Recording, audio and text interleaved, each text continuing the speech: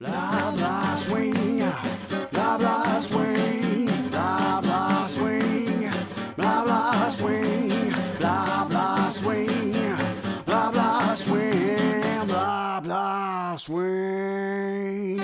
Salut les swing dancers, c'est Julien pour Blabla Swing et aujourd'hui je suis avec Pomme. Salut Pomme. Salut Julien. Alors comment tu te présenterais ? Eh ben moi c'est Pomme, mon vrai prénom c'est Antoine, pour ceux qui se posent la question. C'est vraiment très proche, Antoine et Pomme, c'est vrai n'est-ce que pas, hein. ça se ressemble. Ouais. Donc je suis papa de jumelles. Eh oui. Ouais. Je suis le partenaire de Aude à la vie comme dans la danse. Et puis après, qu'est-ce que tu veux que je te dise ? Un peu de perso, moi je suis consultant en informatique dans la vraie vie. Je fais plein de choses différentes, plutôt la gestion de projet. Enfin, faut pas trop me voir derrière un ordi à coder. Voilà. Et je fais de la danse quand même pas mal, depuis pas mal d'années. Oui. Je suis enseignant, enfin on donne des cours avec Aude sur Grenoble. Et puis de temps en temps, on fait quelques stages par-ci par-là, plutôt en France, de temps en temps à l'étranger. On fait du Lindy, du Balboa, c'est nos deux, on va dire, danse swing en général. Moi, c'est plutôt le Lindy et le Balboa. Aude, elle aime aussi le toucher le blues. On fait un peu de solo jazz. Et puis, dernièrement, on est aussi organisateur. On a organisé notamment les Mechanica Swing pendant 3 ans. Je connais. Voilà. Et effectivement, tu y as participé, on vous y a invité. Et puis dernièrement, on a aussi démarré un peu de coaching pour du swing. Et c'est une expérience qui est super intéressante. Ça va être sympa que tu nous parles de ça.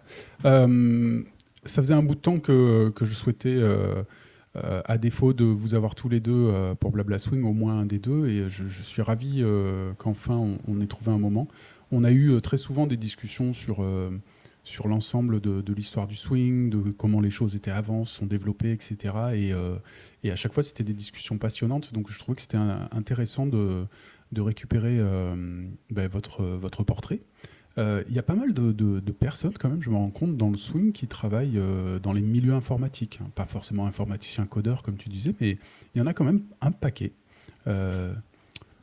Est-ce qu'il y a un lien ? Je ne sais pas. Mais... concrètement, à Grenoble, la population, ça va être effectivement beaucoup de l'informatique, alors beaucoup d'ingénieurs, un peu de différents domaines. Psychologues, on a beaucoup en ce moment à Grenoble Swing, et puis enseignants, grosso modo. Ouais. Bon, après, c'est un peu des clichés, mais on en retrouve beaucoup. Nous, en Provence, c'est plutôt Airbus, Eurocopter. Il y en a un paquet. J'imagine qu'à Toulouse, c'est un peu la même chose aussi. Ouais, il doit y avoir de l'Airbus. Retournons dans le passé, prenons notre overboard du futur de retour et partons vers comment tout ça a commencé pour toi. Tu as t'as bien mentionné toutes les danses que tu pratiquais, mais comment tout ça, comment a eu lieu la rencontre en fait ? Alors moi, j'ai démarré la danse en école d'ingénieur. J'ai démarré par le rock, comme pas mal de gens. Oui. Sachant que je n'avais jamais fait ni de danse, ni de musique. Je suis un peu tombé dedans là. Le rock me donnait envie, la musique rock me donnait envie de danser. Et puis, c'est ma tante qui un jour m'a dit « Allez, vas-y, va faire un stage ». Et elle m'a offert un stage de rock et j'y suis pas allé. J'ai eu les pétoches. Mais l'année d'après, j'ai eu l'occasion de rejoindre une association de rock. Et là, je me suis dit « Putain, t'as eu les pétoches la dernière fois, ce coup-ci, t'y vas ». Et ça m'a énormément plu. Donc j'ai fait très vite, j'y ai passé pas mal de temps et puis j'ai été prof l'année d'après et commencé à faire décorer, des choses comme ça. Et après j'ai découvert Andy Spitz qui est venu faire une... Encore. Eh oui. Il est partout. C'est ça. Il doit être dans les 3/4 des épisodes mentionnés. Quoi. Et ouais, effectivement, t'en as parlé. Andy, il s'installait à Lyon. Et il voulait monter un peu du swing. Il est venu faire une initiation, une petite démo dans l'école, enfin dans l'association dans laquelle j'étais.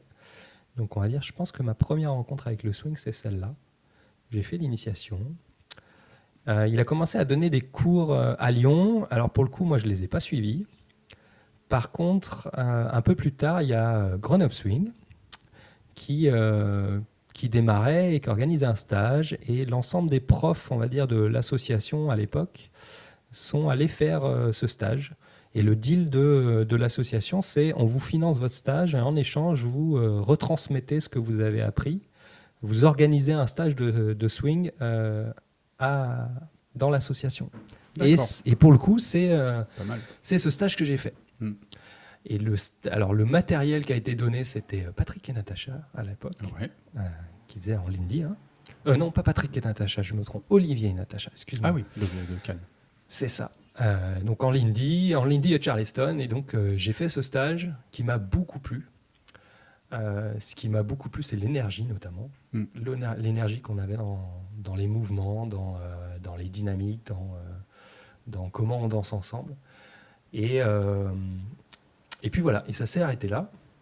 Sauf que l'année d'après, donc ça c'était à Lyon, en école d'ingénieur, et puis l'année d'après, il me semble, j'ai fini mon école d'ingénieur, je suis retourné à Grenoble pour bosser. J'avais pas trop envie de reprendre le rock, je me suis dit, allez hop, Grenoble Swing, je sais que c'est là, je tente. Et boum. Ouais, le virus. Ah ouais, direct. Ouais. Et je reviens juste sur un petit truc que tu as dit qui m'interpelle sur le fait que tu avais la pétoche.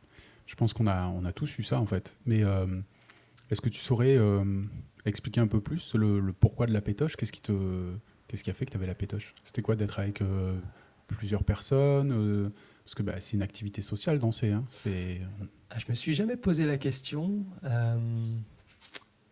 De pas arriver à faire le truc? Ouais, je pense que c'était vraiment un milieu qui était loin de ce que je faisais avant. Alors moi, je suis assez sportif, j'ai fait beaucoup de sport, j'ai fait beaucoup de sport co, j'ai fait du hand pendant 12 ans, enfin voilà.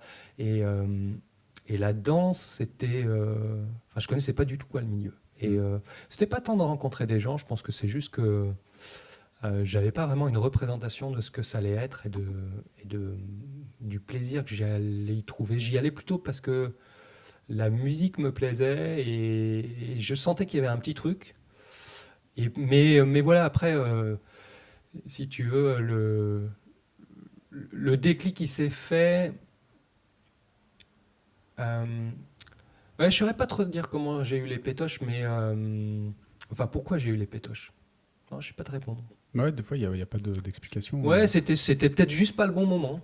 C'était peut-être juste pas le bon moment. J'étais dans autre chose. Je pense que j'étais dans mes études. Comment j'allais rentrer en école d'ingénieur l'année prochaine, ou qu'est-ce que je faisais, même peut-être à l'époque. Et ça devait pas être le moment. Alors que voilà, quand tu arrives en école d'ingénieur et que tu as l'association qui est juste en bas du bâtiment dans lequel tu loges, que c'est tous pas tes potes, mais en tout cas des gens qui sont du même âge que toi, qui font à peu près les mêmes études. C'est aussi une bonne... Tu parlais du côté social, c'est aussi un bon moyen de rencontrer les gens, parce que je rentrais dans les écoles, je connaissais personne. Voilà. Ouais. C'était pas cher. Ouais. Ça, Ouais. Quand on est étudiant... c'est ça, quand tu payes 15 € l'année pour avoir des cours toute l'année. Ah ouais, ça va, ouais. Ouais, ça devait être quelque chose comme ça. C'est je pas me les rappelle plus 150... exactement, mais... Ouais. Et du coup, donc, Grenoble Swing, ouais. Virus, et là, tu croques dans le Lindy Hop, tu te formes à l'année, c'est ça? Alors ouais, j'ai pris des cours avec Olivier Lefel et Camille Lyotard. Donc Camille, elle danse plus. Olivier non plus, mais Olivier, on en a parlé là. J'écoutais ton épisode avec Vinny. Olivier, c'était un des Dopijo. Qui avait une prestance assez géniale.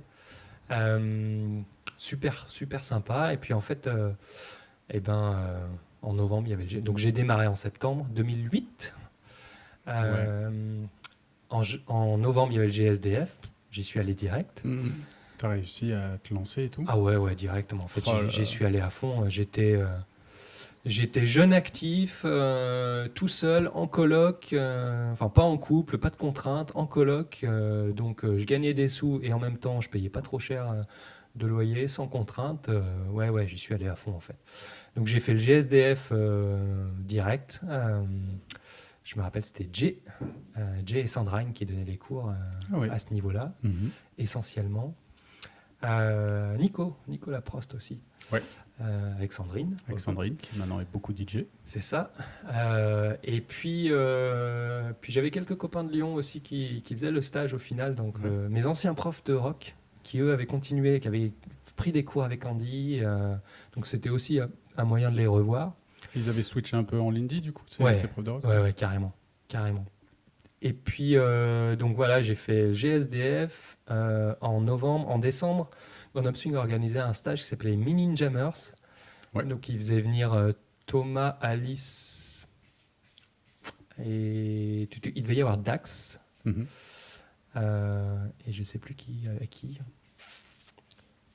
Tiens, faudrait que je regarde la vidéo, je me rappelle plus. Peut-être Annie. En tout cas, c'était deux couples de profs qui m'a beaucoup plu aussi. Mhm. Notamment, j'ai bien accroché avec Alice. Voilà, de se dire. Tu vois, j'étais bien à fond. On a toujours un peu les potages d'aller inviter les profs. Et pour le coup, moi, j'y vais à fond. Une première soirée, hop, allez, je vais inviter Alice. Bim. Histoire de tester, quoi. Ouais, mais t'as raison. Et puis, Et puis, c'est un des trucs assez incroyables dans le Lindy Hop, c'est que ils sont là. ouais, c'est ça. Et puis, c'est proche. C'est pas comme, je sais pas moi, un Comic-Con où tu vas voir les super acteurs des séries, des films que t'adores et tout. Puis tu peux, au mieux, au bout de 2 heures de queue, avoir un petit autographe, un selfie, et puis Ouais, tout. c'est Puis ça. après, c'est aux autres, quoi. Là, tu peux carrément partager des danses avec les Warriors, quoi. Ouais, et puis c'est ouf. en fait, je trouve que c'est assez facile de se dire, ben ouais, en fait, c'est des humains comme nous, quoi. Mhm. Puis ils sont là pour la même Ouais, raison que nous. Pour la même Bon, bah, passion, tu sens qu'ils ont l'envie. mais il y a quand même des fois ce petit. Ouais. Oh non, quand même. Oh Ouais, non. puis, je pense qu'il y a aussi la dimension petit stage. Les mini jammers, c'était vraiment un petit stage.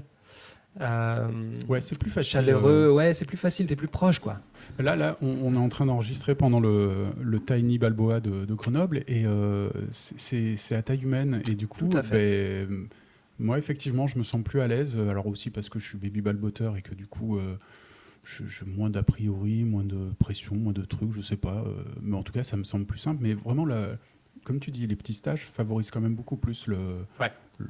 l'invitation facile, quoi. Alors que Je fais une petite parenthèse sur le Tiny Balboa là, parce que j'ai aussi été co-organisateur, fait partie de l'organisation plusieurs années, et puis je le fais depuis des années aussi. Mhm. Et effectivement, c'est un stage qui reste chaleureux. Et il y a cette volonté assez forte. C'est aussi pour ça qu'il grossit pas trop, Mm. parce qu'il y a une certaine taille une taille de stage où c'est difficile de garder cette ambiance un peu chaleureuse, un peu ouais, cosy et cosy. puis Puis il porte bien son nom, c'est Tiny Balboa, quoi. Tiny, c'est petit, quoi. et Tiny Rick. C'est ça. Et donc, ok, là, alors ça y est, tu croquais les stages à fond. Ouais, donc là, tu vois, on est en décembre, et puis en janvier ou février, je suis allé toquer à la porte du niveau 2. Donc j'avais pris tu vois, j'ai démarré, bon, normal, hein, niveau débutant, et puis niveau inter, je suis allé toquer à la porte du niveau inter. Donc c'était Fabien et Aude qui donnaient les cours, donc Fabien de Fabien et Lisa, monsieur Ouais. Fabien Vrion. Et puis, ouais, puis j'en avais déjà discuté avec Aude que j'avais rencontré au GSDF, qui m'avait dit, bah oui, viens tester. Puis Fabien m'a regardé un petit peu, ouais, on va voir, quoi. Et puis bon, bah bref, en tout cas, j'ai intégré le cours d'intermédiaire en milieu d'année, et puis bah, j'ai fait les deux. Et puis j'ai fait plein de stages. Alors, je suis allé à Barcelone, je suis allé à Montpellier. Et puis on a bien sympathisé avec Fabien. Et je sais qu'on en parle quasiment à tous les épisodes, mais il y a eu Erang qui arrivait en juillet. Et puis il y a Fabien qui y allait. Et puis ça devait être la semaine d'avant, je crois de tête le mercredi ou le jeudi. Fabien partait le samedi. Et il me dit, tu viendras à Erang avec moi? Je pars une semaine, viens avec moi. Et puis je lui dis, ben attends, c'est samedi, on est mercredi. Puis en fait, j'ai pris mes billets d'avion le jeudi. Et boum, je suis parti une semaine à Erang. Mais des fois, c'est simple. En c'est fait. ça. Des fois. Bah ouais, écoute. Et j'ai fait une semaine à Erang. Enfin voilà, parmi les stages aussi qui te donnent un peu une claque, qui te met dans l'ambiance et qui te dit, qui te booste à fond quand tu reviens. Ouais. J'ai pas fait les cours, hein. J'ai fait soirée jusqu'à pas d'heure. Ouais. T'arrivais à trouver de la place sur le dance floor? Ouais. Ah ouais? Ouais. Moi, j'ai fait mon premier rang cet été, là, enfin l'été dernier, 2019. Dernière semaine, donc celle qui est réputée pour être la moins remplie, parce que ça y est, c'est la dernière semaine, après les gens partent et le camp est fini. Et c'était blindé. J'arrive même pas à imaginer comment ça doit être alors en dehors de cette semaine-là, tellement c'était blindé, mais vraiment Ouais, même à 4h du mat, c'était compliqué, quoi. Ouais, écoute, moi, c'était il y a 10 ans. C'était Et 10 peut-être ans pas avant. autant de monde, quoi. Est-ce qu'il y avait... Ouais, il y avait du monde, hein, c'est sûr. Ouais. Hein, mais bah, écoute, enfin, moi, je restais jusqu'à 5h du matin. Enfin, même 8h du matin. Je me rappelle d'avoir fait une soirée où on était à discuter avec des musiciens, des danseurs au bar en attendant le petit-déj. Et il y avait de la place pour danser. Ah bah là, oui, là, c'est bien. Ouais, c'est En ça. réalité, aller danser à 8h. Ouais, c'est ça. Ouais. Ouais, non, mais un peu avant, mais ouais. Mais après, bon, effectivement, c'est toujours un peu compliqué, mais bon, enfin, il y a quand même beaucoup de soirées où c'est difficile de danser. Oui. Tu vas te mettre un peu sur les côtés, tu vas te mettre, Mhm. tu fais des pauses, tu retournes un peu quand il y a de la place. Ouais, non, ça n'a jamais été vraiment, en tout cas, pas un problème pour moi, quoi. Et c'est parce que tu sais danser petit. Alors, je suis pas sûr que ce soit tout à fait la Ouais. caractéristique de ma danse, surtout à l'époque, mais bon, Parce que où je me fais de la place. moi, je sais pas si je sais, en fait. Je cours après ce truc-là, parce qu'effectivement, des fois, quand tu vas dans des stages qui sont bien remplis et les soirées très attractives, tu te retrouves à pas pouvoir faire la danse que tu as l'habitude de faire dans ta petite scène locale, où en fait, souvent, les soirées, il y a 30-40 personnes, et puis tu as la place, quoi. Et du coup, tu fais des moves qui prennent de la place, machin, puis d'un coup, quand tu te retrouves dans des situations comme ça, tu dois t'adapter. Et d'ailleurs, j'ai rarement vu beaucoup de cours en stage qui travaillent sur faire sa danse dans un environnement rikiki, quoi. Allez, je vais faire un petit peu de pub pour des profs qu'on a invités à un Mécanique à Swing, Ouais. qui sont François et Chloé de Strasbourg, Ouais, et qui justement ont fait un des cours qui était ça, c'est chouette. Survivre dans la meute, je crois que c'était le Très titre bien, très bon du stage. titre. Ils l'ont refait à Caen Ouais. la dernière fois, et c'est très sympa. Justement, apprendre à danser un peu petit. On en a besoin. Moi, j'avais fait Ouais. quand même un cours avec Anne-Hélène et Bernard aussi au Summer Camp qui était là-dessus. Mais globalement, c'est très, très, très peu. Ouais, c'est pas Je me facile. demande si, dans le cœur des écoles, des assos de danse, je me demande si c'est abordé ce truc-là. Écoute, nous on en parle souvent quand on fait la liste un peu des thèmes qu'on a abordés. Ouais. Et c'est vrai qu'on le fait pas forcément souvent. Danser Après- petit. Ouais. Après, juste pour revenir à ce que tu disais, non, moi, alors je suis plutôt un danseur qui danse grand, alors même si ou qui dansait grand, même si moins. Après, je pense que, et j'ai du mal à justement quand il y a vraiment trop de monde. Tu vois, Erang, ça me parle pas comme avoir ressenti ça. Ouais. Après, j'aime bien aussi aller discuter et donc de se dire, bah, quand il y a des moments où c'est vraiment crowdy, tu vois. Ouais, t'attends un peu. Eh ben, t'attends un peu. Tu vas faire autre chose. Tu vas discuter un peu avec les danseurs. Quand on parle des rangs, tu vas manger un brownie, une glace, et puis tu reviens un peu plus tard. Enfin voilà. Donc, voilà. Et puis c'est aussi à Erang, j'ai aussi pas mal rencontré des gens du style Gontran à l'époque, Oui. JB que j'avais déjà rencontré, Olivier que t'as interviewé aussi. Enfin voilà, on discutait avec Fabien, Tatiana. À l'époque, c'était Ben, qu'on voit Ouais. plus beaucoup aussi. Ouais. Voilà. Il est encore un peu là. Ouais, c'est il ça, est qu'on plus voit de temps discret. en temps. Donc voilà, j'ai rencontré un peu tous ces gens-là à cette époque-là. Donc tu vois, j'allais rencontrer des gens, quoi. Ouais, non, c'est une bonne solution. Après, c'est vrai que de savoir adapter sa danse à l'environnement, c'est bien aussi. Le quoi. Balboa, c'est pas mal aussi pour danser petit. Bah, hein. justement, hein, là, il y a eu 2-3 fois où l'Indie Shock, j'étais content d'avoir quelques petites bases devant Jonathan Stout. C'était royal. Mais même en faisant ça, des fois, même en faisant un petit Balboa où tu danses vraiment dans ta petite plaque d'égout et tout ça, tu réussissais à te faire marcher Ouais, dessus comme pas j'imagine. possible. Et là, j'en voulais à la terre entière. Je disais, ah, mais non, mais c'est pas vrai. Là, j'embête vraiment personne. Je suis dans mon petit coin de souris et puis ouais, c'était. Ouais, même en Balboa, on se fait marcher dessus. Après, je pense qu'il y a danser petit et il y a aussi apprendre à de temps en temps se faire de la place. Parce Ouais, que faire et toute ça, une je danse crois que tout j'ose petit- pas.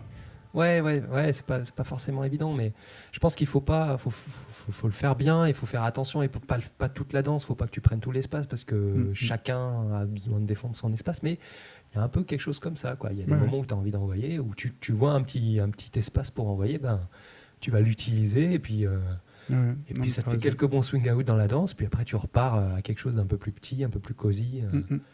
Ça met des contrastes aussi dans la danse, quoi. Ouais, clairement. Et donc du coup, tu fais plein de stages. Et Ouais. le Balboa, c'est arrivé quand alors? C'était de manière concomitante ou Alors, le c'est Balboa, plus j'ai tard? démarré l'année d'après. Donc, j'ai fait du Lindy en 2008-2009 et puis j'ai démarré le Balboa en 2009-2010. Ah ouais, donc très tôt quand même. Ouais. Mm. Donc, j'ai démarré les cours avec François Bouloc. Ouais, on m'en a parlé. Bah ouais, écoute, il est discret, François, mais t'en entendras parler comme un des, on va dire, des membres importants en tout cas de la scène Balboa à Grenoble. Mm. C'est lui qui a créé avec Aude le premier Tiny Balboa. D'accord. Et il est toujours là, toujours motivé. Il donne des cours en débutant et il se régale. Donc avec François et Céline. Et j'ai démarré le Balboa en me disant mon amour c'est le Lindy, mais il y a le Balboa, ça a l'air cool et je pense que ça peut enrichir mon Lindy. Ouais. Mhm. Donc j'ai démarré comme ça et je suis tombé dans une année avec un groupe où c'était super sympa. C'était vraiment l'éclate. Ouais. Ouais. C'était des danseurs que j'avais rencontrés, qui n'étaient pas dans mes cours, mais que j'avais rencontrés dans l'année de l'Indie et avec qui on s'est vraiment éclaté. Je pense à Jacques, je pense à Swan, je pense à Manuela, je pense à Aurélie, qui est aujourd'hui la présidente de Grenoble Swing cette année. Il doit y en avoir d'autres, mais voilà, on s'est vraiment fait un petit C'est groupe. des danseurs, danseuses qui sont restés plutôt spécialisés dans le Balboa ou Non. Pas forcément, non, d'accord. Non, qui font toujours les deux aussi. Hein. Parce que moi, j'en rencontre de plus en plus qui, les trois quarts, les 9/10 viennent du Lindy et à un moment donné, essayent le Balbo. Et il y en a plein qui, une fois qu'ils ont goûté au Balbo, ils y restent. Ils reviennent quasiment plus au Lindy, quoi, ou vraiment de temps en temps. Ce que je peux comprendre après, tu vois, moi, typiquement, je te le disais en introduction, je me considère comme danseur de swing. Alors, je fais pas toutes les danses swing, mais mes amours de danse aujourd'hui, c'est vraiment le Lindy et le Balboa. Et je fais un tiny, donc vraiment Balboa, comme je fais un GSDF pur Lindy, avec plaisir. Et on enseigne aussi les deux, que ça soit en cours régulier ou en stage.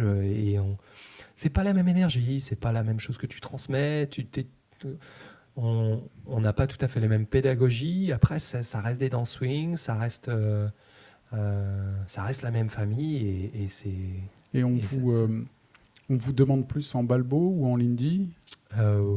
Aujourd'hui, les deux, je dirais. Hein. Les deux à peu près à Ouais, hauteur alors égale. après, on n'en fait pas des milliers des stages. Hein. Nous, on en fait maximum 5-6 dans l'année. Mais là, tu vois, par exemple, cette année, donc on avait fait une pause avec les jumelles qui sont arrivées, mais on a repris, on va dire, cette année scolaire au sens en 2019, et on a fait 2 stages de Lindy et 2 stages de Balboa. Ouais, donc. Ouais.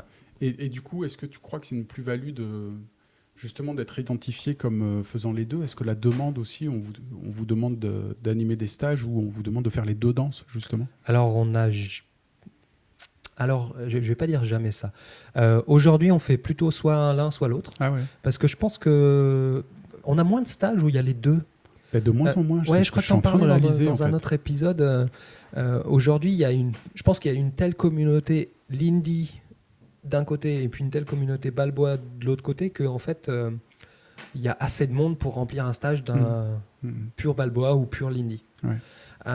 Quand on a commencé à donner des cours, je crois que c'était l'un des premiers stages qu'on a fait à Paris, c'était chez les Chatons Swingers. Ouais. Et pour le coup, on avait fait les deux. On avait fait les deux. On faisait le track Balboa, donc on avait majoritairement du Balboa et on a fait quelques cours en Lindy aussi. Ouais. D'accord. Aujourd'hui, non, c'est plutôt soit l'un, soit l'autre. Voilà. Avec des petites spécificités là. Le dernier stage qu'on a donné, qui était à Grenoble, qui s'appelait l'Intense Swing Balboa, Oui. qui a été organisé par notamment Manon, Marc et Amélie. Manon et Marc, chez qui on est justement. Exactement. Qui était, le principe, c'était un stage de Balboa pour Lindy Hopper. Et en fait, on a refait. Alors pour nous, c'était la 2e édition dans le sens où on l'a fait il y a 1 an et demi à Paris. On avait fait le Boost Your Balboa, Ouais. organisé par... C'est par Alexia Shake, non? Non, C'est pas non, Shake c'était... Vous avez des trucs comme ça, Boost. C'était Laurent Laurent et Solène Laurent Bénédicte Ah non, d'accord. Je et crois. Xavier qui avaient organisé ça. Ils avaient fait un Boost Your Shag, le deuxième c'était Boost Your Balboa, et puis après ils ont fait un Boost Your Blues. Ok. Voilà. Et en fait, le concept nous avait vachement plu. Et on avait envie de le refaire à Grenoble. Et puis, on a eu Manon qui est venue nous voir en nous disant j'ai envie de faire ça. Et on lui a dit mais en fait, nous aussi, on a envie de le faire, mais on n'a pas le temps de l'organiser. Et on a dit bah écoutez, on le fait ensemble, quoi. Voilà. Et ça, c'est aussi un modèle assez sympa parce que faire des cours réguliers en Balboa. Bon, ça c'est un choix, c'est une discussion pédagogique, c'est des choses sur lesquelles on réfléchit, mais c'est vrai que quand tu es Lindy Hopper, tu n'as peut-être pas envie de redémarrer à la base d'un cours débutant et avoir une formule où tu rentres de façon intensive sur un week-end. Enfin, là, quand je dis intensive, on fait 8 heures de cours, et là, c'était 4 heures de cours quasiment d'affilée, avec une pause entre les deux, et une soirée. Une soirée le premier soir et un temps dansant le deuxième soir. Okay. Voilà. Et en plus, nous, on l'avait vraiment réfléchi, ce stage, en se disant comment on peut transmettre le plaisir du Balboa, et en même temps, il y a quand même des trucs qui sont compliqués à la fois à transmettre sur vraiment quand on va dans du pur Balboa, où c'est vraiment indifférent, il y a vraiment des choses différentes du Lindy, et puis aussi qui peuvent rebuter un peu, notamment la connexion très proche, qui peuvent en rebuter. Donc comment on peut amener les danseurs à vraiment découvrir le Balboa dans ses multiples facettes, et en même temps en s'appuyant sur leur bagage déjà de Lindy Hopper, la connaissance de la rythmique, la connaissance de la musique, la connaissance des énergies, des dynamiques qu'on a, de la connexion. Des petits stretch. Ouais. Donc on avait vraiment réfléchi notre pédagogie, notamment, tu vois, par exemple, je vais pas rentrer dans les détails, mais c'est vrai que typiquement, par rapport à des cours réguliers qu'on donne, on a un peu inversé la dynamique dans laquelle on le fait. Et on était assez satisfait de comment ça se fait. Et là, vraiment, les deux, pareil, l'Intense Swing, ça a vachement bien marché. À midi, Manon et Marc nous disaient que la plupart des personnes qui ont participé à ce stage sont là au Tiny. Donc Exactement. c'est que ça a bien marché. Le virus est en train de prendre. Et je ne sais pas si c'est bien vu de parler de virus en ce moment.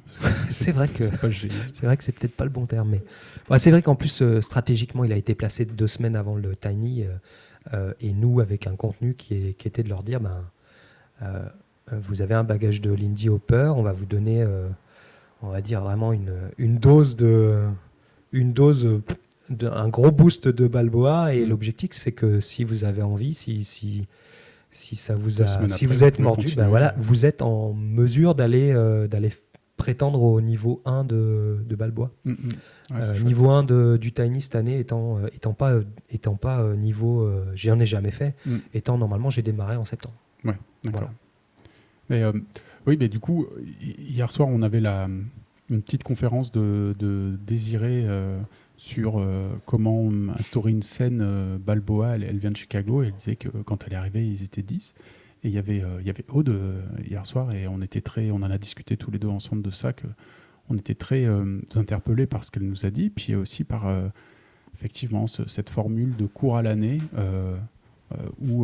mais même pour tous les autres cours, aux États-Unis, apparemment, ils fonctionnent beaucoup plus par des sessions de 6-7 semaines. Et avec Aude, on se disait, tiens, mais ouais, on est peut-être pris dans un truc. Là, c'est vrai que c'est très français de s'inscrire pour l'année, quoi. Ouais. C'est un engagement. Aujourd'hui, les gens consomment complètement tout différemment. Ils consomment du Netflix quand ils veulent, en mode 20 minutes par-ci, par-là. Et c'est vrai que même leur loisir, je pense, nécessite de probablement trouver une adaptation dans les rythmes de vie qui changent aussi, quoi. Alors, en l'occurrence, effectivement, avec Aude, on en a discuté déjà hier soir. Elle m'avait dit que tu en avais discuté. Et c'est des choses auxquelles on réfléchit constamment, en fait, parce qu'on aime bien réfléchir sur la dimension pédagogique, sur comment on booste la scène, où on la maintient, comment proposer des nouvelles choses. Enfin, moi, Ouais. on a toujours des tas d'idées et pas forcément assez de temps pour les réaliser, mais bon, ça c'est un autre sujet. Aude est une source d'idées. Elle a 30 idées à la seconde. Après, faut réaliser derrière, mais c'est pas la même. C'est pas la même. Après, je vais nuancer un tout petit peu, parce qu'on parle un peu d'historique. C'est vrai que moi, j'aime bien aussi parler avec les profs assez régulièrement. Et il y a quelques années, je parlais notamment avec des profs américains qui disaient, à contrario, qu'ils nous enviaient, nous, Français, de pouvoir donner des cours à l'année. Ouais. Parce Ouais, que, justement, eux, ils avaient ces formules qui étaient tout le temps... on va dire, une session de 5-6 semaines, et que c'était dur de maintenir les gens, Ouais. c'était dur de construire une Progression. relation un peu dans la durée, une Ouais. progression, un groupe, Ouais. non, aussi, Ouais. parce que quand tu as une session toutes les 6 semaines, il y en a quelques-uns qui vont rester, mais il y en a quand même un paquet, et potentiellement qui vont changer. Ouais. Et c'est... C'est vrai. Il y a des pour, il y a des contre, c'est... Mm, mm. Et c'est aussi à réfléchir dans la construction d'une scène, quoi. Donc, Ouais, clairement. moi, je trouve qu'effectivement, il y a peut-être un mix des deux.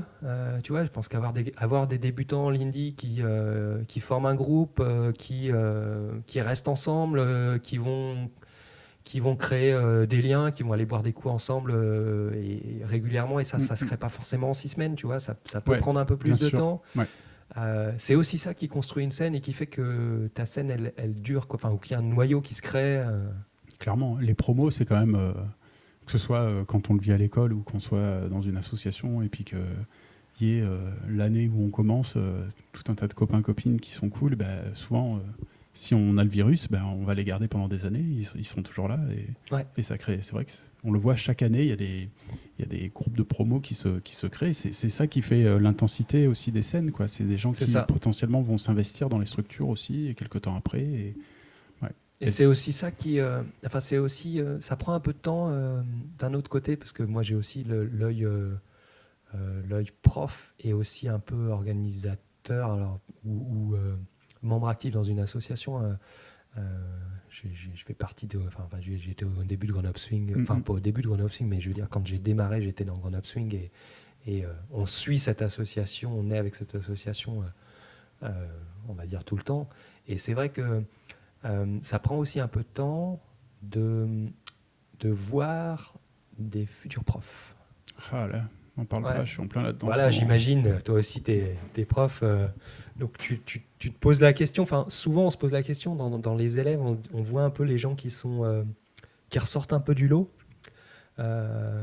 Alors, il y en a que tu vas repérer direct. Mais il y en a où ça va prendre un petit peu plus de temps de se dire, OK, est-ce qu'il pourrait être prof potentiel, tu vois, comment il se sent, etc. Donc voilà, je pense qu'il y a des pour et des contre. Il y a vraiment des choses intéressantes C'est à vrai que là, prendre. sur des sessions de 6 ou 7 semaines, t'as pas le temps de fidéliser un public et puis de déceler tout ça, quoi. Ouais, c'est difficile. Je pense Effectivement, on serait peut-être un peu dans la consommation de cours. Ouais. Et la session d'après, ils vont faire surf ou macramé, puis Ouais, ils c'est ça. reviennent. Et en plus, que faire des gens qui reviennent, qui ont loupé une session, comment tu gères tes niveaux, quoi. C'est à penser. Il y a pas mal de structures qui le font et ça roule, quoi. Je pense que il y a pas mal de sessions de structures qui font des sessions thématiques, en fait, tout simplement par l'entrée du thème.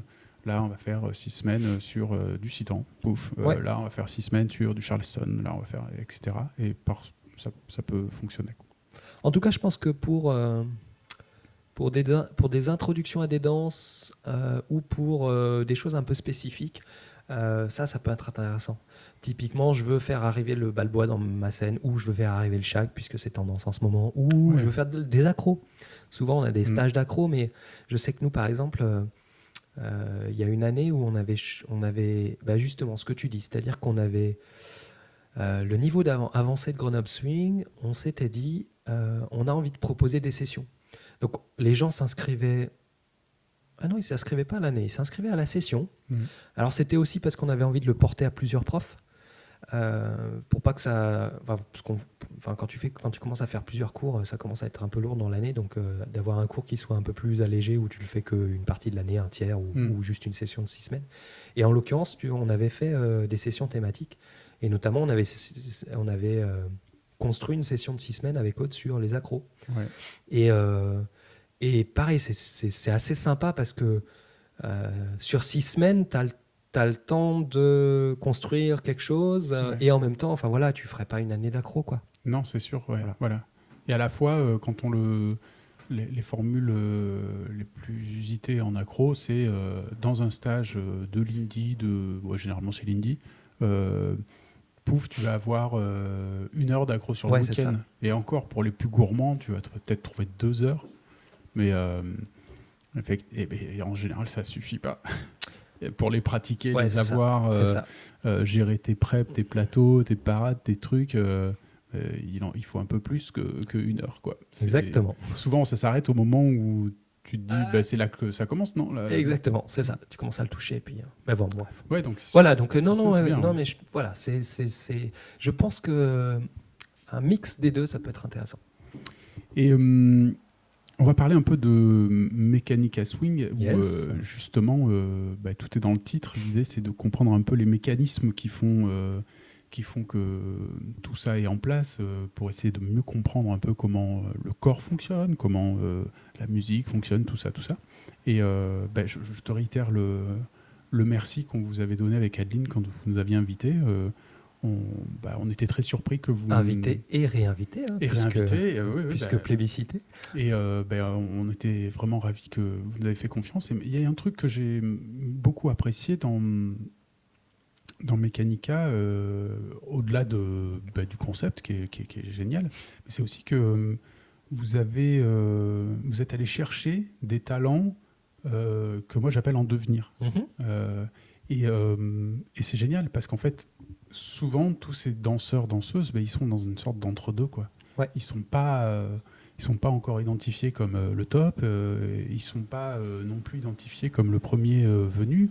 Ils sont dans une espèce de truc comme ça, là, et il y en a beaucoup en France, des comme ça. Ouais, mais du coup, il n'y a pas beaucoup d'événements qui leur donnent leur chance, quoi. C'est ce qu'on pourrait appeler des outsiders, quoi. Et Mechanica, c'est chouette parce que vous avez très souvent fait le pari de couples comme ça qui font le job aussi bien que d'autres, quoi. C'est ça. Bravo. Merci. Et alors, comment c'est venu cette idée de... alors, je vais te donner un peu l'historique. On a créé ça pendant qu'on était en vacances, pas très loin de Nantes. Alors, juste un petit peu d'histoire sur d'où vient Mechanica Swing et puis aussi le thème, parce qu'on y a le site web, les flyers, la police, on avait fait un petit logo aussi sympa. Ça vient un peu d'une histoire, donc ça m'embête un peu de la raconter sans Aude, mais bon, c'est pas grave, Aude, tu me corrigeras si je dis des bêtises. On était en vacances et on s'est dit, ok, allez, quel est le nouveau projet, qu'est-ce qu'on a envie de créer, et donc on a eu cette idée de se dire, ok, qu'est-ce qu'on a envie de faire? Aujourd'hui, on donne pas mal de cours, on donne plutôt des cours dans les niveaux avancés, et on a envie de rencontrer un peu aussi les débutants de l'assaut.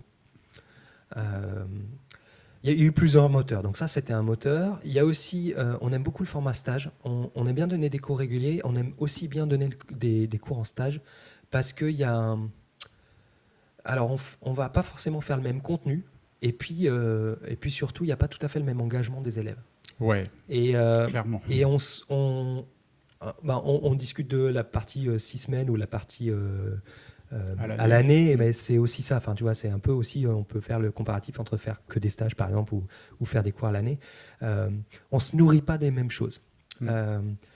Et tu sais que tu peux aller te challenger un peu plus en stage parce que les gens, ils sont là dans un temps court, et ils sont là pour y aller, quoi. Et donc ça, c'est sympa. Et donc, c'est pas notre métier principal, la danse, donc on n'était pas forcément beaucoup embauchés. Donc il y a un moment, on s'est dit, écoute, le meilleur moyen de donner des stages, c'est de les organiser et de donner des cours dans les stages qu'on organise. Ça, c'était un moteur. Et puis on avait aussi... il y avait Grown Up Swing organisait des ateliers depuis quelques années, des ateliers réguliers à l'année. Et puis là, il y avait un petit creux, donc on s'est dit, nous, on a aussi envie c'est notre façon de booster un peu la scène, quoi. Et puis, donc voilà, ça c'est pour la genèse. Donc on a fait un truc avec une formule sur une journée pour pas que ça prenne trop de temps pour les gens, pour que ça soit pas trop lourd à organiser, et puis pour que ça coûte pas cher.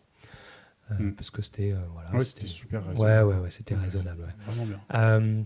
Et puis on a effectivement eu envie d'inviter des profs qui sont un peu comme nous.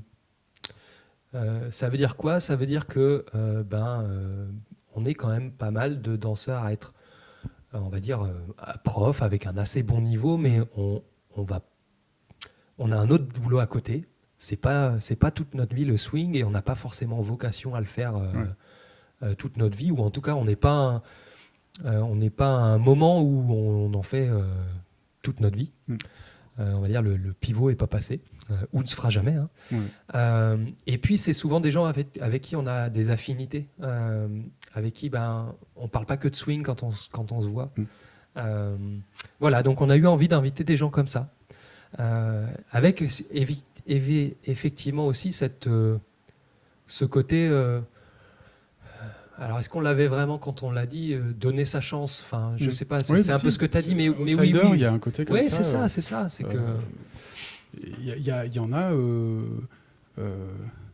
nous, la première fois que vous nous avez fait venir, c'était un de nos tout premiers stages, loin de notre scène locale, on va dire. On avait fait un petit peu aux alentours, mais c'était la première fois. Et puis je pense qu'il y en a pas mal au final qui sont passés par les mécaniques swing. C'était leur premier stage en dehors de leur... Je pense à Laurent et Bénédicte. Mais maintenant, ça y est, ils se sont lancés. Ouais.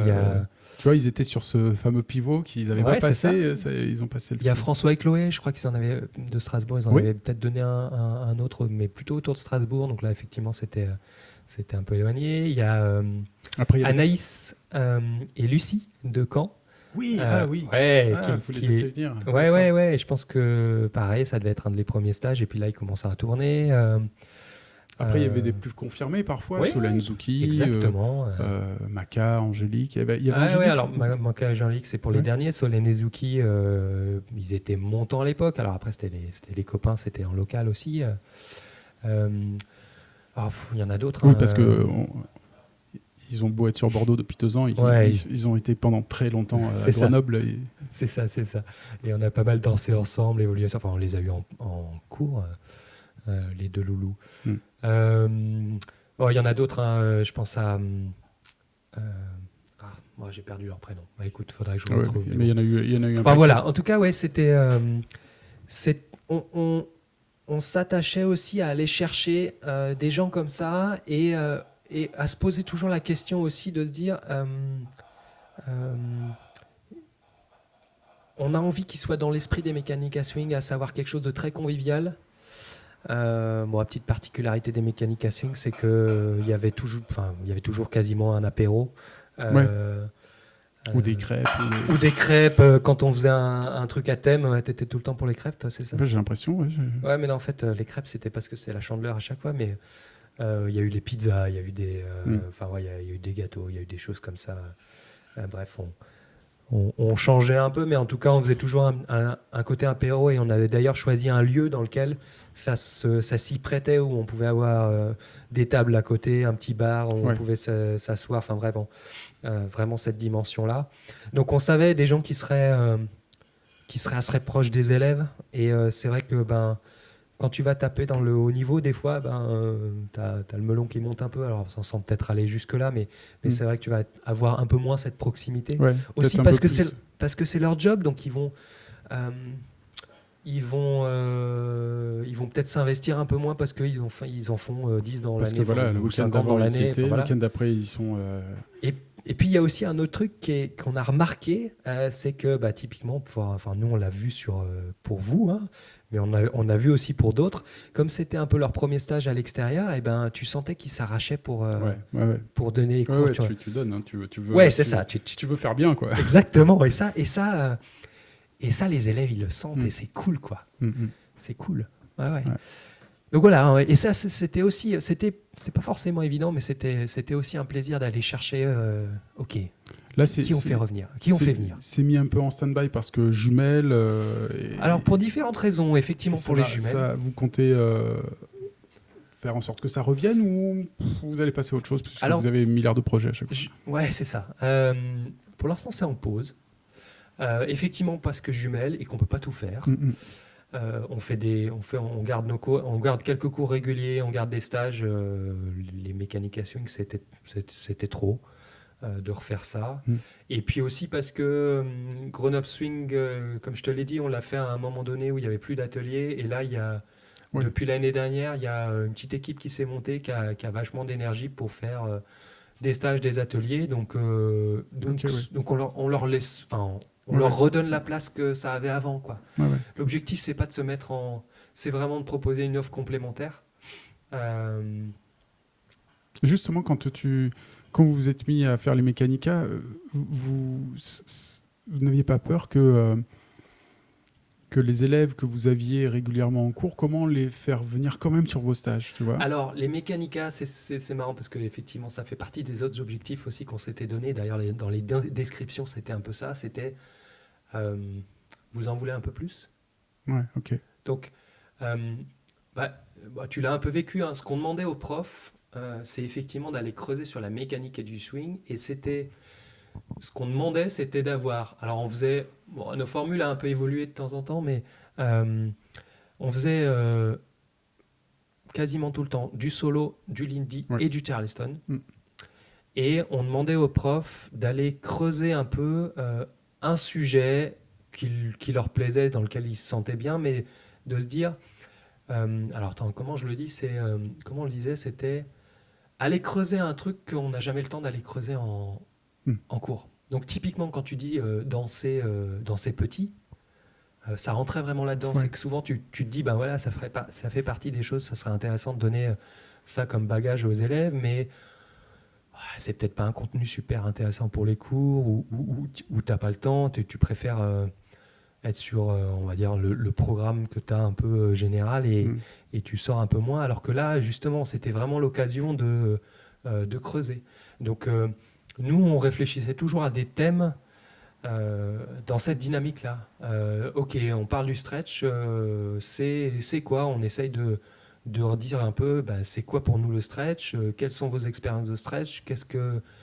Comment on peut l'expérimenter sous différentes formes ? Et tu te fais, alors les formats, c'était plutôt 1h30, 1h15, 1h30, ça dépendait des formules, mais plutôt 1h30, et tu bosses 1h30 là-dessus, quoi. Tu vois, typiquement sur du Charleston, on s'est dit, ok, le thème, c'est le déplacement de Charleston. Et on fait 1h30 où tu as une partie solo, une partie couple, et on utilise le solo déjà pour faire du déplacement en Charleston, et après tu le mets en couple. Hein, voilà. Tu vois, c'est d'aller creuser un peu des thèmes qui vont te permettre d'enrichir, mais au sens à la fois ouvrir, mais aussi stabiliser des choses. Voilà. Et notamment, une des choses qu'on a beaucoup aimé dans les mécaniques à swing et qu'on a vu beaucoup, c'était aussi un endroit où on repère les gens quand on voulait un peu plus. Et on a quand même pas mal vu passer de gens dans les mécaniques à swing qu'on a repérés et qui aujourd'hui donnent des cours ou sont dans tous les stages. Et notamment, on les encourageait à faire les 2 niveaux, par exemple. Parce qu'il y avait un débutant, intermédiaire, avancé, et puis il y a un moment donné, au milieu d'année, il y en a quelques-uns qui disaient... Alors, en fait, le planning était conçu pour que ceux qui veulent en faire plus, ils en faisaient un peu plus. Et on a eu... Moi, perso, ça a été ce qui m'a, je pense, le plus aidé dans mon développement de la danse à un moment donné, c'est que justement... de débutant, j'ai pu aussi faire le cours inter. Exactement. Et je faisais les deux. Et nous, on avait des débutants qui faisaient les cours le matin.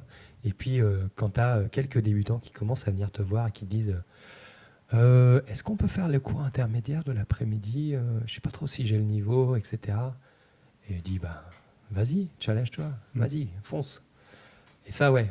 Et en plus, effectivement, comme je l'ai dit, la formule n'était pas chère, donc tu pouvais le faire, quoi. Facilement. Est-ce que tu as Tu te rappelles, toi, de certains cours que tu as pu avoir en régulier ou en stage qui t'ont vraiment marqué, ébranlé, qui ont laissé une trace, qui ont changé quelque chose peut-être dans ta manière de voir les... parce qu'on en accumule ouais, des stages, des passes, du savoir, on en accumule. Et en fait, ils sont pas tous égaux, quoi. Il y a des fois, il y a des trucs, ouais, c'était cool, c'était bon, ouais, voilà, c'était un bon moment. Et puis, tu as des fois des cours où, oh putain, mais ça change complètement ma manière de voir, de faire. T'as des souvenirs de ça? Alors, j'en ai pas qui remontent là comme ça, ou plutôt pas un cours particulier, mais plutôt des séries de cours. Je sais que tu en as déjà discuté dans d'autres épisodes. Notamment, on a parlé des Ninjamers qui ont imprégné un peu, tu te parlais, imprégné un peu ta danse à une époque, Ouais. avec une certaine philosophie de danse, du tout guidé, Ouais, moi j'ai commencé par là, ouais, mais c'est ça, mais moi aussi. mes profs s'étaient formés auprès d'eux, en fait, et du coup, ce qui me dispensait comme manière de faire, c'était ça. Donc mes premières années de danse, Ouais. j'étais très là-dedans. Ouais. Alors moi pas mes profs réguliers, mais j'ai fait beaucoup de stages, donc en fait j'ai eu des influences qui venaient très vite de différents profs. Mais effectivement, moi j'ai démarré quoi, un peu en même temps que toi, moi un tout petit peu après, non? Moi j'ai commencé 2010, Ah donc un peu donc avant. tout petit peu avant. Ouais. Un petit peu avant. Donc moi j'ai été effectivement pas mal influencé par les Ninjamers, et d'ailleurs en 2010 j'ai fait le MSJF à l'époque, Ouais. qui m'avait pas mal influencé, donc avec cette dimension, beaucoup de stretch, d'être capable de tout guider, la cohérence corporelle, Dax il parlait de couleurs, nous c'est quelque chose qu'on aime bien utiliser aussi dans nos cours, et qui m'a beaucoup plu à l'époque. Et puis, donc voilà, plutôt une série de cours, si tu veux. Ouais, d'accord. Une série voilà, une certaine philosophie de danse que tu petit à petit tu intègres, etc. Et puis, alors je sais qu'on en a déjà parlé, donc les Silver Shadow, qui sont, alors notamment moi je vais citer plutôt, on va dire Sky et Frida, ou Sky et Marie, même si Marie elle n'a pas été dans les Silver Shadow, mais et ou Peter et Naomi, Peter et Ramona, qui ont aussi une philosophie un peu différente de la danse, qui peut-être Qui sont presque, en termes de style, de manière de faire, presque opposés, en fait. Ouais, alors Pas moi tout à fait, mais ouais, je sais pas si je les opposerais, moi. Oui. Mais bon, oui, je vois ce que tu veux dire. En l'occurrence, les Ninjamers Team et Silver Shadow Team ont été à un moment donné opposés, on va dire, ou en concurrence. Mais oui, je suis d'accord, effectivement, qu'on ont vraiment des différences. Il y a des différences de philosophie de danse. Et voilà, c'est plus de suivre un peu certains courants qui m'ont plu. Après. Justement, Ouais, s'il y a des cours qui... Je vais y réfléchir quand on discute, s'il y a des cours vraiment qui m'ont plu. Justement, toi, tu as eu des modèles, des influences. Je sais pas, par exemple, il y a des danseurs, ils disent « Ah ouais, moi c'est Sky. Hein. Ah ben ouais, moi c'est un tel. Ouais, c'est clair. Ah ben moi clair. c'est Pamela. Mais... Est-ce que tu as eu ça à un moment donné, un peu la groupie attitude? Alors oui, j'écoutais il n'y a pas très longtemps l'épisode que tu as eu avec Vinny, dont un des conseils est ayez un groupie, prenez un modèle. J'ai pris des cours avec Vincent et j'ai suivi son conseil. Aude donnait aussi un peu le même, alors qu'il était plus va voir des danseurs. Ouais, si, va voir des vidéos, regarde des vidéos et chope des gens qui te plaisent ou qui ressemblent un peu à ta morphologie. Oui, aussi, pour voir ce qu'ils font comme mouvement, quelle énergie, etc. Donc moi alors si on parle de danseurs en influence, j'ai pas mal regardé Peter Strom, aussi parce que, alors il est beaucoup plus grand que moi, mais dans cette attitude un peu grand. Max, moi j'ai pas mal regardé Max aussi. J'aime bien aller chercher des mouvements, des énergies un peu folles, des choses comme ça. J'ai eu quelques cours avec Dax et Andy et Thomas aussi. Ouais. Alors peut-être moins dans un modèle. Les trois ensemble? Non, pas les trois ensemble. Ah, quoi tu dis? Alors pour le coup, MSJF 2010, j'ai eu cours avec Thomas, avec Max, avec Andy et avec Dax.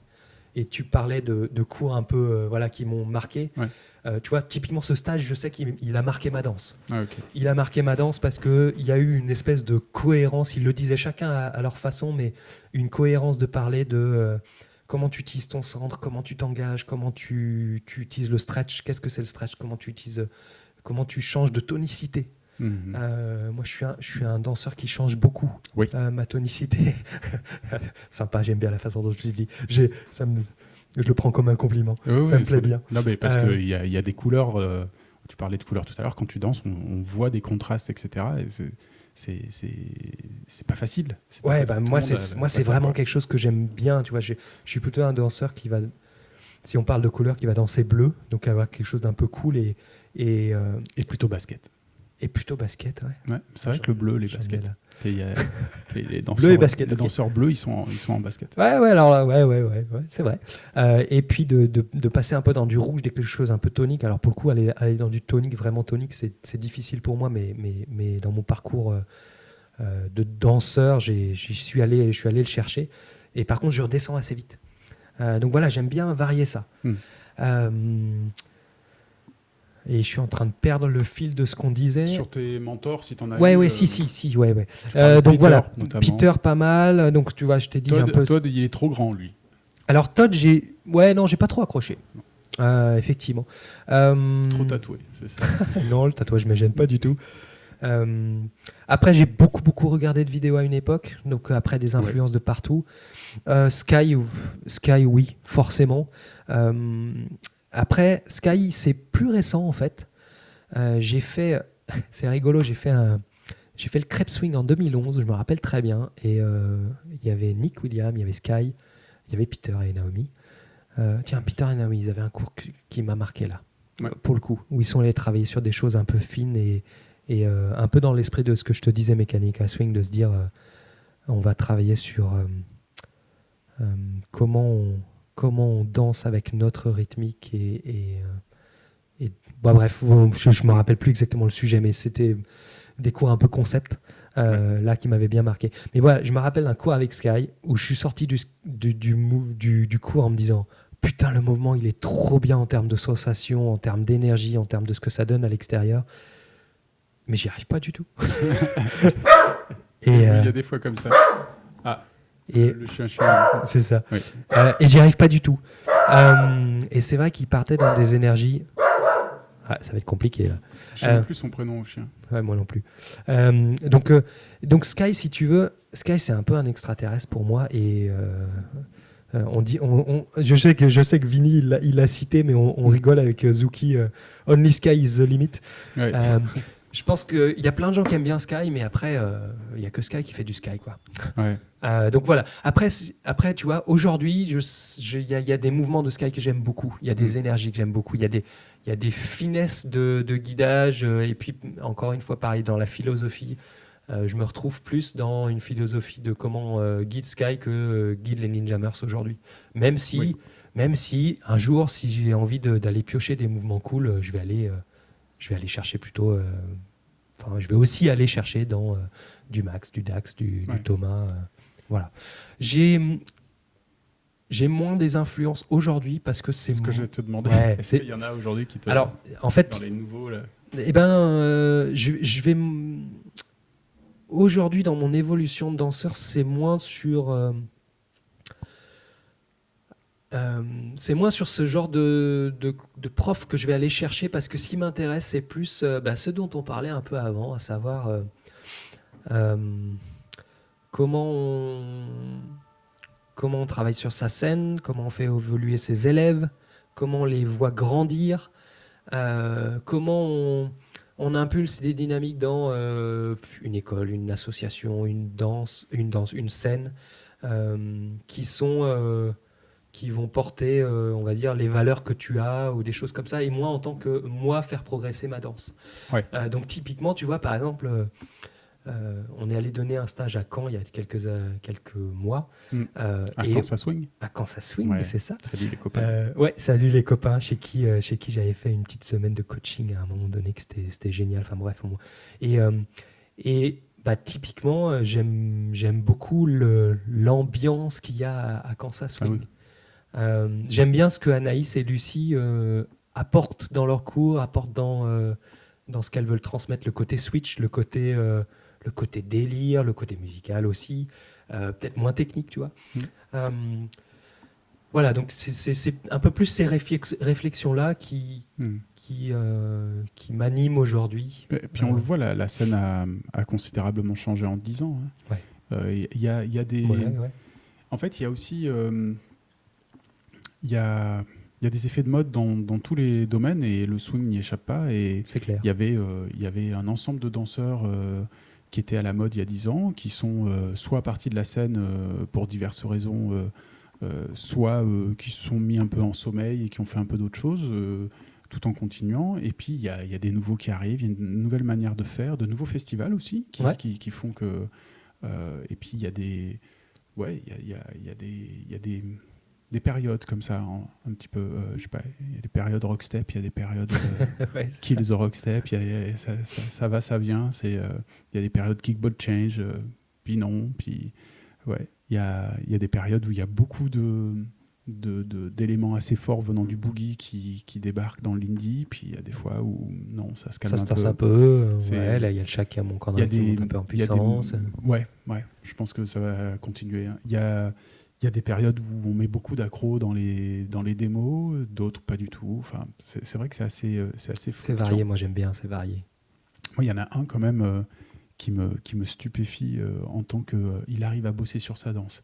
Il arrive à monter son école, à la tenir à fond, à faire que ses étudiants grossissent, s'améliorent et tout. C'est Sushan Lee en Corée du Sud. Ah, je connais pas trop. Enfin, si, je vois qui c'est, hein, très bien, mais c'est vrai que je connais pas trop la scène. Il s'appelle Triple Crown Academy. Ouais. Chaque semaine, il publie des nouvelles vidéos de écoute. routines solo qu'il fait avec ses élèves. Donc chaque semaine, il crée un nouveau chorus. Ouais, il fait ça à temps plein, j'imagine. Ouais, c'est aussi ça. Enfin, c'est aussi prodigieux, quoi. Ouais. Après, je trouve ça cool. Il y a plein de gens qui se lancent à faire des choses. Après, c'est aussi. Tu vois, nous, on est aussi on a un autre métier. On a une autre famille. On a comment tu concilies tout ça, quoi. Et on a aussi la danse et ça fait partie. Enfin, aujourd'hui, c'est une part de notre vie, une partie de notre boulot. Et juste partager une petite interrogation qu'on avait, c'est qu'on a eu des jumelles. On s'est dit, waouh, ça va être un gros changement. Est-ce qu'on va avoir envie de continuer ce qu'on faisait, tu vois, les mécaniques à swing. Enfin, je veux dire, on est quand même assez impliqué dans la danse, etc. Bah oui. D'où ton blabla. Ouais, c'est ça. Et la réalité, c'est qu'aujourd'hui, on a envie de continuer, on a encore des idées, on a encore de l'énergie. Néanmoins, tu fais plus pareil et pas. T'es obligé de réfléchir à comment tu ménages tes ressources, quoi. Enfin, donc bon. Après, c'est vrai qu'il y en a de plus en plus qui sur la scène sont écartés de la scène par le fait qu'il y ait des enfants qui rentrent dans le paysage. Mais certains, ça va sceller le au revoir de la scène. Et d'autres, ça va être juste une petite parenthèse et ça revient, quoi. Il y a vraiment de tout, quoi. Il y a aussi comment la scène en local, elle accueille ça. Moi, on a eu parlé dans des stages de se dire, on fait un coin babysitting. Tu vois, à Grenoble, il y a eu une vague de bébés à un moment donné. Et les gens avaient envie de continuer. Enfin, c'est aussi des copains, donc tu as envie de garder ton cercle d'amis, tu as envie de continuer à danser. Continuer à sortir aussi un peu. Ouais, tout à fait. Ouais, on est d'accord. Et là, c'est comment tu aménages ta scène swing pour accueillir cette réalité des gens. Ouais. Alors évidemment, tu vas moins voyager, tu vas moins faire de stages un peu partout, mais par contre, en local, tu peux faire des choses, quoi. Clairement. Bon, alors c'est pas si facile, hein, ça se concilie pas forcément facilement, mais pourquoi pas, quoi. On y arrive. J'avais une question à propos de... Ça fait 2 fois là, que tu nous parles de ces coachings là. Ouais. Ça consiste en quoi alors ?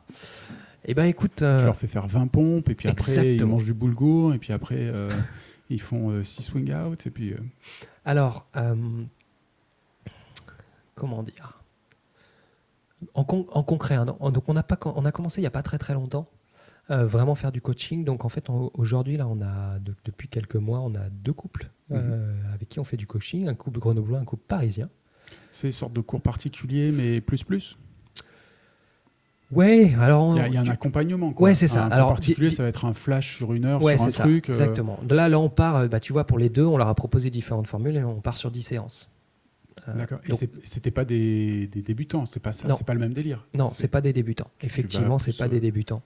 Oui, on n'est pas sur... on veut apprendre le swing. Ouais, voilà. Là, il y a des Ouais, choses pour ça. Il y a des cours réguliers, il y a des stages, c'est autre chose. En fait, nous, on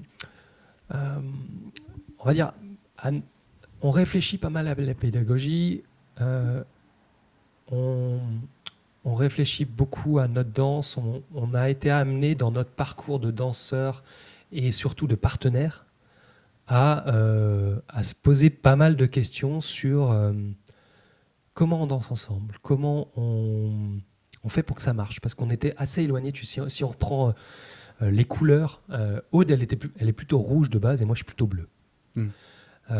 Et on avait envie de beaucoup danser ensemble, et il y a des moments, en fait, ça ne matche pas. Quand tu n'as pas la même couleur, il y a des choses où ça ne marche pas. Ouais, c'est une bonne image mentale. Donc tu te poses des questions. Enfin, en tout cas, nous, on avait envie que ça marche, donc on se pose des questions sur comment on fait pour que ça marche. Donc on a pas mal travaillé sur notre danse, et en fait, régulièrement, on se pose des questions là-dessus. On a aussi, en tant que prof, ça fait 10 ans que je donne des cours dans le swing. J'ai commencé avec Caro, de Cédric et Caro, et puis après, ça fait quand même pas mal d'années. Oui, encore une Grenoble, c'est vrai. Et oui. Cédric, tu me l'as piqué. Non, je déconne. Donc voilà, après, j'ai donné des cours avec Aude pendant des années. Aude, elle donnait aussi des cours avec Vinny avant. Bref, donc quand tu es prof, ça t'amène à te poser des questions sur ta danse, ça t'amène à te poser des questions sur comment tu enseignes. On a aussi régulièrement fait des stages, et on a fait des stages qui nous posent des questions. On a aussi régulièrement participé à des troupes. Moi, j'ai fait ma première troupe, je crois, ma 2e année. On a fait aussi des groupes de travail, si tu veux. À un moment donné, tu as ton niveau débutant, ton niveau intermédiaire, ton niveau avancé. Ok, d'accord. Et après, tu fais quoi ? Tu peux voyager, mais aussi tu as envie de faire des choses en local. Et comment tu bosses ensemble ? Parce que c'est pas si facile de bosser ensemble. Bref. Et c'est vrai qu'on a expérimenté des choses qui étaient aller se poser des questions sur ta danse, aller se poser des questions sur comment on travaille en groupe et comment on fait pour que ça se passe bien. Comment tu travailles ton partenariat, comment tu fais pour que ça se passe bien. Alors voilà, pour ceux qui... petit clin d'œil à ceux qui sont partenaires de vie et partenaires de danse, c'est pas toujours simple. Hein. Pour avoir donné des cours avec Caro, qui n'était pas du tout ma partenaire dans la vie, mais qui était ma partenaire de danse, et après de donner des cours avec Aude, qui est aussi partenaire dans la vie, c'est plus compliqué. Hein, des fois. C'est pas les mêmes tensions. Ouais. Et puis, c'est pas les mêmes enjeux. Quoi. Tu sais que voilà, quand tu vas préparer tes cours, tu prépares tes cours, c'est donné, après chacun rentre chez soi. Quand ça se passe pas très bien, que ça accroche un peu et que tu es dans la vie, après tu continues à faire le quotidien. Oui. Donc voilà, tu n'as pas les mêmes enjeux. Bref. Et donc voilà, on s'est pas mal posé des questions, et à un moment donné, on a eu envie de donner des cours un peu dans ce sens-là. D'accord. Donc, notamment, je me rappelle, à Paris, il y a quelques années, on a donné un cours on a fait un cours sur comment bosser de façon effective en groupe. Okay. Apprendre à se donner des retours. Voilà. Bon, après, on est aussi intéressé à titre perso pour des dimensions, on va dire, psycho, coaching, dans notre vie. Donc, c'est des choses qui influencent notre façon d'enseigner. Et... on a testé des petits trucs comme ça, et puis là, on l'avait un peu mis de côté, et on a 2 couples comme ça qui sont venus nous dire on aimerait bien faire du coaching avec vous, et on s'est dit banco. Yes. Donc après, concrètement, écoute, on définit un peu les objectifs. La première chose, c'est quel est le contrat avec vous, sur combien de temps on part, quel est l'engagement, qu'est-ce que nous on s'engage à faire, et qu'est-ce que on vous demande de vous engager à faire. Donc souvent, on leur donne du boulot entre les séances. Et puis, c'est de se dire, on n'est pas là pour vous enseigner ce que nous on fait. On est là pour partager notre expérience et vous aider à grandir vous. Ouais, Et à trouver c'est un votre peu propre voie, quoi. Ouais, c'est ça.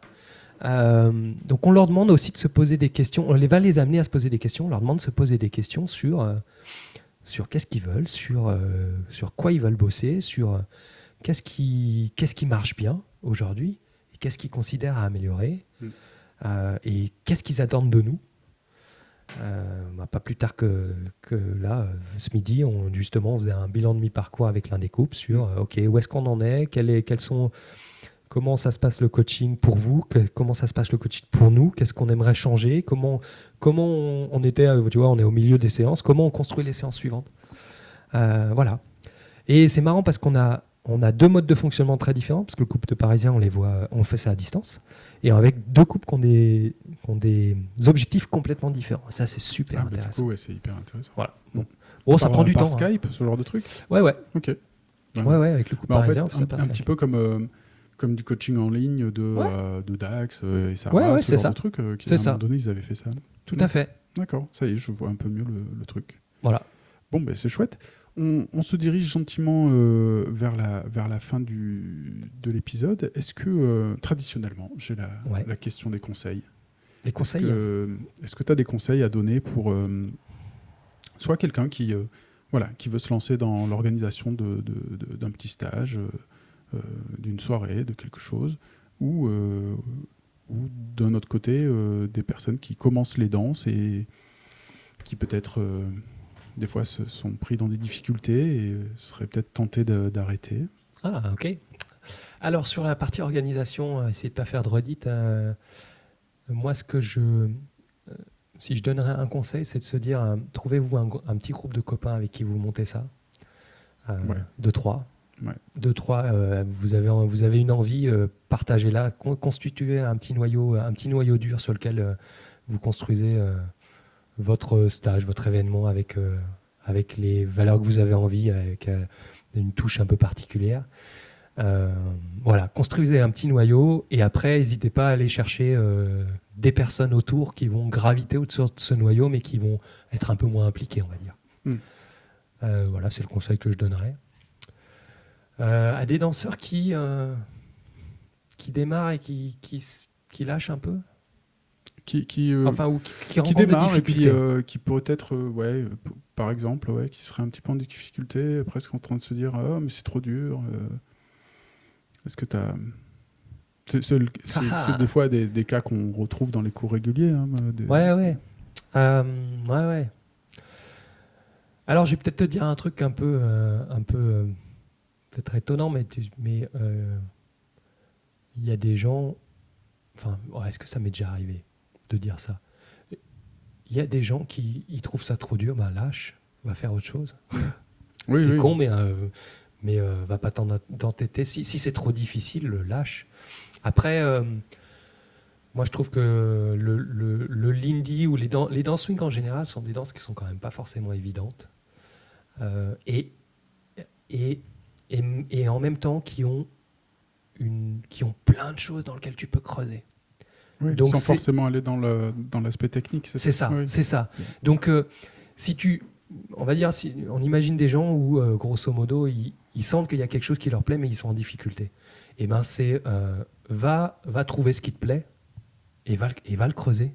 Et tu viendras aux autres choses qui t'emmerdent et sur lesquelles tu es plus en difficulté plus tard. On ne peut pas tout développer en même temps dans le swing. On ne peut pas être et rythmique et super bien guidé et être musical et avoir du fun et super bien être bien en lien avec sa partenaire. Donc, je trouve qu'on a souvent tendance, alors je ne sais pas si c'est français, mais à faire le point sur les points faibles.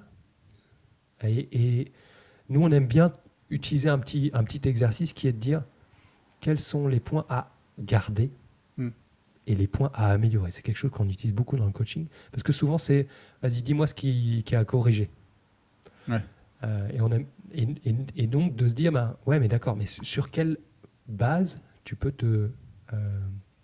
t'appuyer quand ça tangue un peu, quand tu vas tester quelque chose. Donc c'est de se dire ok, je fais la liste de ce qui est bien et je vais aller le renforcer. Et après, quand je me sens assez en sécurité sur ce que j'ai renforcé, sur mes bases, je vais aller tester d'autres choses. Ça va faire tanguer un peu les bases, mais au moins tu sais qu'elles sont là et que tu vas pouvoir un peu t'y raccrocher. Voilà.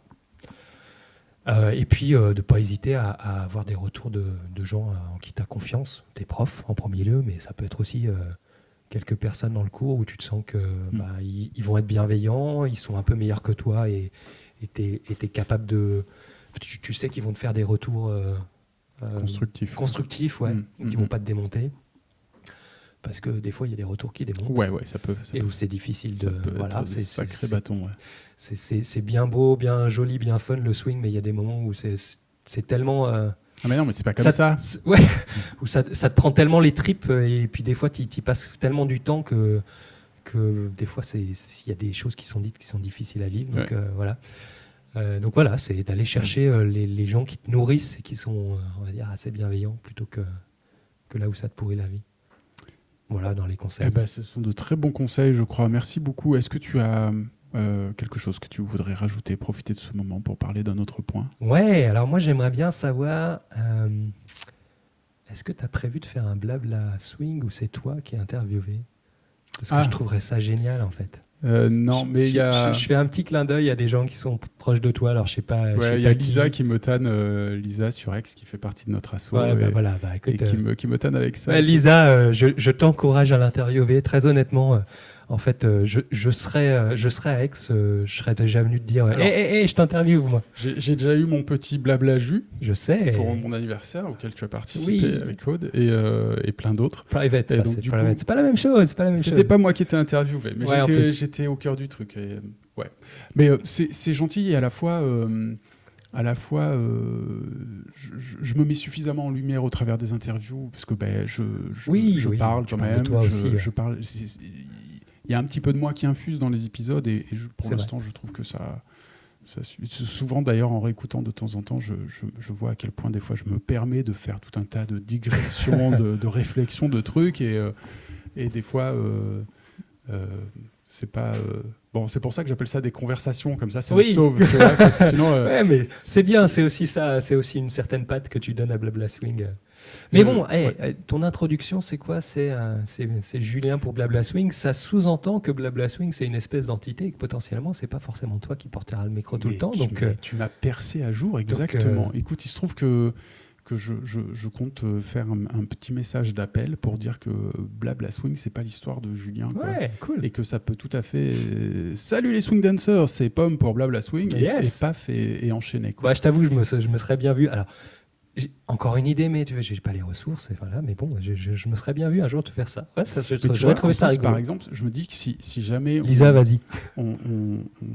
Ce truc-là se répandait un petit peu et que chaque passionné qui va dans un festival pour lui-même ou elle-même, qui se forme et tout ça, et qui en même temps profite d'avoir tel prof ou telle personnalité importante et tout ça, importante, pas importante parce qu'il y a du pouvoir ou machin, intéressante pour la scène, et en profite et pouf, prend son portable, un petit micro additionnel et fait... on pourrait couvrir la planète. Quoi. Ouais, ça serait cool. Hein, ce serait énorme. Ouais. Ce serait probablement la base de données audio la plus conséquente sur le swing, quoi, sur le jazz. Je fais découvrir un peu tes rêves. Je fais écouter à tes auditeurs un peu tes petits rêves. Ouais. Base de données. Quoi. Vas-y, à fond. En tout cas, Julien, moi, je te remercie pour les Blabla Swing parce que, effectivement, on en avait parlé. Enfin, on n'avait pas parlé sous cette forme, mais on a eu des discussions à un moment donné quand tu es venu sur les mécaniques à swing où on sentait que tu avais envie d'aller creuser ces genres d'aspect-là, hein. Tu en as parlé aussi sur la partie historique un peu. Tu pourrais en parler avec Aude aussi, un peu de l'historique. Moi, on n'en a pas parlé trop de l'historique de la scène en France, mais c'est vrai que moi aussi, c'est un sujet que j'aime bien et qui pourrait être abordé. En tout cas, je te félicite, avant de te remercier, je te félicite d'avoir lancé ça et de t'y mettre à fond, parce que j'avais entrouvert qu'il y avait un truc que tu avais envie de créer, et là, je trouve ça super que tu l'aies fait. Au même titre que d'autres choses où tu te lances, hein, le balboa, la musique, etc. Bravo. Bravo. On essaye. Tu vois, tu es typiquement dans... tu as renforcé le Lindy, c'est ta base et tu vas tester un peu d'autres choses, quoi. C'est exactement ça. Et je te remercie de faire ça parce que moi, j'écoute les Blabla Swing avec plaisir. Et on a beau s'intéresser à l'histoire, discuter avec des gens, et quand tu écoutes des choses comme ça, tu apprends des choses que tu connaissais pas. Ouais. Des petites choses que tu connaissais pas. J'ai écouté Lennart, j'ai trouvé ça génial. Tu en prends encore des petits bouts de l'histoire que j'ai lu. J'ai lu l'histoire de Frankie Manning, j'en ai entendu parler. Et Lennart, il apporte des choses encore un petit peu différentes. Tu te dis, c'est pas tout à fait comme ça. C'est ma pépite. Ouais, c'est ça. Ouais. Mais il y en a d'autres. C'est Almins le premier à être, avoir été invité. C'est ça. Je savais pas. Et tu vois, c'est intéressant. Mais même Vinny, qui est quand même assez proche. Il y en a plein qui m'ont dit qu'ils ont découvert des mais trucs. Mais oui, c'est ça, c'est cool. On apprend quelques trucs. Donc, en Provence, c'est pareil. Nos deux figures locales, Nico. Karine Jargeau et Nico, beaucoup de personnes les côtoient depuis des années et ont appris plein de trucs. Et ouais, c'est l'occasion de découvrir un peu des trucs. C'est génial. Ouais. Je merci beaucoup parce que déjà, ça fait chaud au cœur. Et puis, je pense qu'effectivement, les conversations qu'on a eues très fréquemment ensemble ont largement participé au fait de me dire mais qu'est-ce que je fais de tout ça, comment je peux faire. Et puis un soir, pouf, c'est venu. Sur l'oreiller, j'ai eu le tchouk. Mais un podcast. À la base, je voulais faire un documentaire audiovisuel sur tout ça, mais c'est tellement lourd comme dispositif. Ah oui, t'en avais parlé. Et du coup, un matin, je me suis réveillé en me disant, mais un micro et en avant, mais c'est fait en deux. Allez hop, j'appelle le frérot pour qu'il me fasse un petit jingle, c'est ça ? Ouais, c'est le frérot qui a tout composé. Il est musicien. C'est pas son métier, hein, mais il en fait depuis 25 ans et il en fait bien. Et ouais. J'espère qu'il va me faire quelque chose pour la saison 2. Yeah. Saison 2. En juillet prochain, ça fera un an. Et du coup, je me dis, tiens, est-ce que je travaille par saison comme cool. Ça pourrait être sympa. Puis comme ça, il aura des nouveaux challenges et tout. Yes. Cool. Merci beaucoup. Longue vie à Blabla Swing. Parfait. Blah blah to the boo blah blah blah them by blah blah to the boo boom blah blah swing.